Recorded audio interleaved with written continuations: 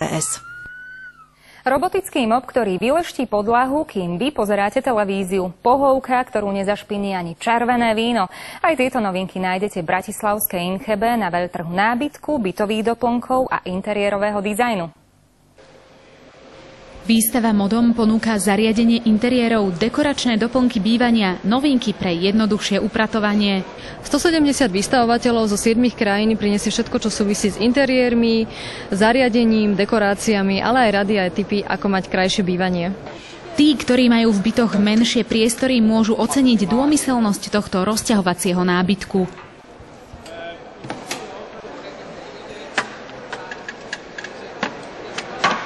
Je to stavěné tak, že každý ten stůl by měl vydržet minimálně 10 000 cyklů, to znamená 10 000 těch roztažení, stažení.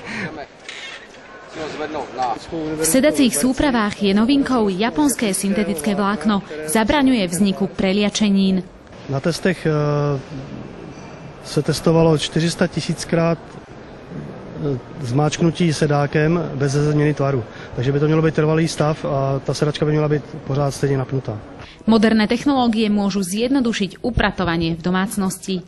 Máme několik zajímavých potahů, jak nanotechnologie, zpracované potahové látky nebo aquacleanem, které vlastně se nešpiní a jde z toho dolů červené víno, oční stíny i káva. Novinkou je robotický mop, ktorý dnešným dňom prinášame na slovenský trh. Zákazník môže mopovať na sucho alebo na vlhko, po prípade použiť nejaký prostriedok na udržiavanie podlah, na ktorý je zvyknutý.